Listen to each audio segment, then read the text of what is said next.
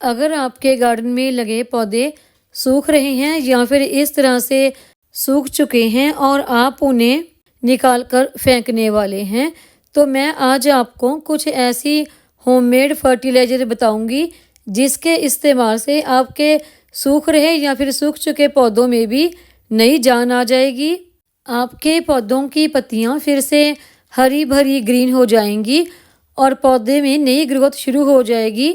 आप इस homemade fertiliser का जो भी आपका पौधा सूख रहा है किसी भी पौधे पर इस्तेमाल कर सकते हैं।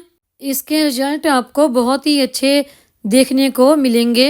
नमस्कार दोस्तों, वंदना गार्डन में आप सबका स्वागत है। मेरे गार्डन में लगे ये कुछ प्लांट देखिए सूखने लगे हैं। पहले तो इनमें छोटी छोटी सी पत्तियां निकलने लगी थी, न्यू ग्रोथ अच्छी स्टार्ट हो गई थी, लेकिन धीरे धीरे वो पत्तियां भी गिर गई और ये प्लांट फिर से ऐसा डैमेज से होने लगे हैं। अगर आपका भी कोई प्लांट इस तरह से सारी पत्तियां गिर गई हैं, प्लांट सूखने लगा है, डैमेज होने के कगार पर है, तो सबसे पहले आप उसकी ब्रांच की हल्की फुल्की सी प्रूनिंग कर दें। और किसी भी प्लांट को मरने से बचाने के लिए जो दूसरा मेन काम होता है कि आप उस प्लांट की मिट्टी की हल्की फुल्की सी गुड़ाई करते रहें। कई दफ़ा मिट्टी भी किसी प्लांट के मरने का बहुत बड़ा कारण बन जाती है। कभी भी मिट्टी को जमने नहीं दें। अगर किसी भी प्लांट की मिट्टी जम जाती है तो उसकी रूट तक एयर नहीं पहुंचती और फंगस लगने से वो प्लांट मर जाता है। हर हफ्ते 10 दिन के बाद एक बार अपने गमलों की मिट्टी की गुड़ाई करते रहें। और जो मिट्टी हमने पौधों के लिए इस्तेमाल करनी है वो मिट्टी हमारी भुरभुरी होनी चाहिए। सर्दी या फिर बरसात की वजह से कई दफ़ा इस तरह से पौधों की मिट्टी जमने लगती है और इसीलिए हमारे पौधे मरने लगते हैं। तो आज हम इन अपने पौधों के लिए खाद तैयार करेंगे और जो भी खाद हमने तैयार करनी है वो हम होममेड ही तैयार करेंगे। मैं अपने पौधों के लिए ज़्यादातर होममेड फर्टिलाइज़र का ही इस्तेमाल करती हूँ। इस खाद को तैयार करने के लिए हम 1 गिलास पानी में 1 चम्मच चाय पत्ती डाल देंगे। ये चम्मच मेरा बड़ा है, अगर आपका चम्मच छोटा है तो आप 2 चम्मच चाय पत्ती भी इस्तेमाल कर सकते हैं। और इसे अच्छी तरह से मिक्स करके कम से कम आप 1 से 2 दिन के लिए छोड़ दें। अगर आप इसे तुरंत इस्तेमाल करना चाहते हैं तो आप इसे बॉयल करके भी इस्तेमाल कर सकते हैं। इस पानी में ऊपर आपको कुछ ग्रीन पत्तियां नज़र आ रही होंगी। ये मेरी चाय पत्ती में तुलसी की पत्तियां मिक्स हैं, ये वो पत्तियां हैं। चाय की पत्ती के पानी को 2 दिन रखने के बाद देखिए इसका कलर काफ़ी डार्क हो गया है, ब्राउन सा। इसका चाय पत्ती का जो पूरा असर है वो इस पानी में आ गया है। अगर आप चाय पत्ती के पानी को बॉयल करके इस्तेमाल कर रहे हैं तो कम से कम 5 मिनट तक अच्छी तरह से बॉयल करने के बाद ही इस्तेमाल करें। चाय पत्ती में भरपूर मात्रा में नाइट्रोजन पाया जाता है जो कि हमारे पौधों की अच्छी ग्रोथ के लिए बहुत ही अच्छा होता है। ये हमारे पौधों में नई जान डाल देता है। ये 1 गिलास चाय पत्ती के पानी में हम 1 लीटर पानी मिक्स कर देंगे। और इसके बाद हमने इसमें किचन में इस्तेमाल होने वाली एक और चीज़ मिक्स करनी है और वो है ये बेकिंग सोडा, जिसे कि मीठा सोडा भी कहा जाता है। ये हमने बहुत कम लेने हैं, तकरीबन 1 चुटकी के समान ही लेंगे और इसे बीच में अच्छी तरह से मिक्स कर देंगे। ये मीठा सोडा बहुत आसानी से बीच में मिक्स हो जाता है और ये हमारी 2 किचन में ही इस्तेमाल होने वाली चीज़ों से तैयार लिक्विड फर्टिलाइज़र अपने प्लांट्स को देंगे जो कि पूरी तरह से सूख चुके हैं। जितने भी आपके गार्डन में ऐसे प्लांट हैं जो कि सूख रहे हैं या सूख चुके हैं, उन पर आप इस फर्टिलाइज़र का इस्तेमाल कर सकते हैं। अगर आपका गमला छोटा है तो 1 गिलास जितनी फर्टिलाइज़र इस्तेमाल कर सकते हैं। अगर गमला बड़ा है तो ज़्यादा मात्रा में भी इस्तेमाल कर सकते हैं। और इस फर्टिलाइज़र का इस्तेमाल करने से पहले आप अपने गमले की मिट्टी की अच्छी तरह से पहले गुड़ाई कर लें।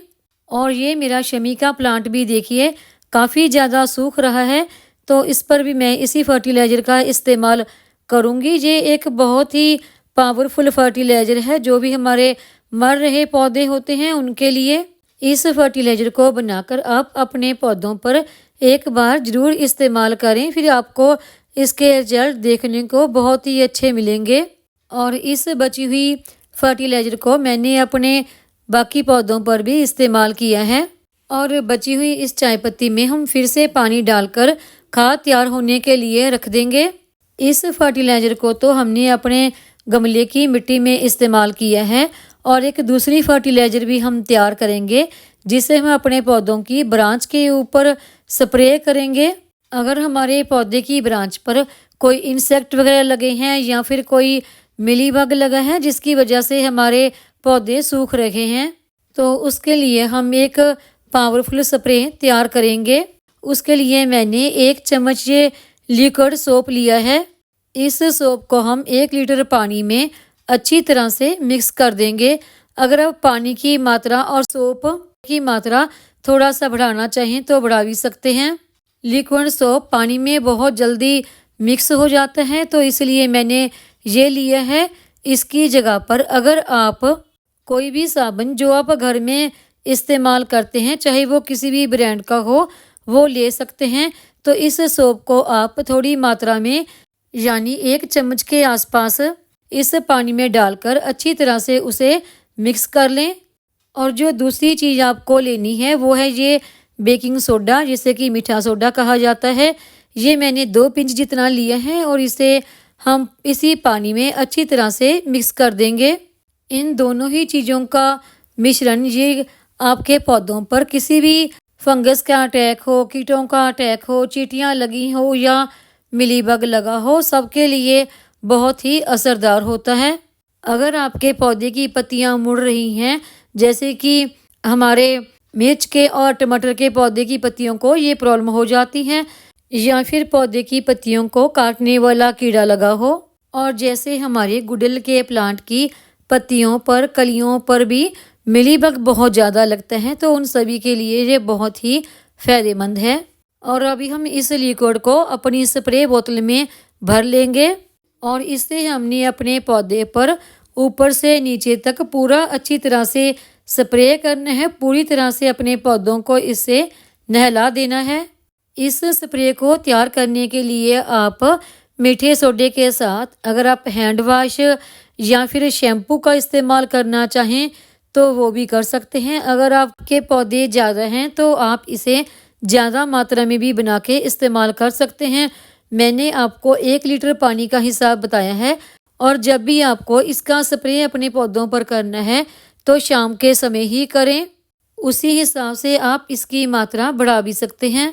अगर आपके पौधों पर मिलीबग है, इंसेक्ट का अटैक हुआ है या फिर पौधे की पत्तियों पर कीड़े लगे हैं, तो आप हफ्ते में 1 बार इस स्प्रे का अपने पौधों पर इस्तेमाल कर सकते हैं। अगर आपके पौधों को कोई भी ऐसी प्रॉब्लम नहीं है, तब भी आप हर 15 से 20 दिन के बाद 1 बार तो इस स्प्रे का अपने पौधों पर इस्तेमाल ज़रूर ही करें, ताकि इसके रिजल्ट आपको बहुत ही अच्छे पौधों पर देखने को मिलेंगे। अगर आपके पौधे सूख रहे हैं या मर रहे हैं, तो इन दोनों ही फर्टिलाइज़र का आप अपने पौधों पर इस्तेमाल करते हैं तो इसके रिजल्ट आपको बहुत ही अच्छे देखने को मिलेंगे। उम्मीद है आपको मेरी ये वीडियो पसंद आई होगी। वीडियो पसंद आई हो तो वीडियो को लाइक करें, सब्सक्राइब करें, शेयर करें, कमेंट करें, बेल आइकॉन को ज़रूर दबाएं ताकि मेरी आने वाली हर नई वीडियो का नोटिफिकेशन आपको मिलता रहे।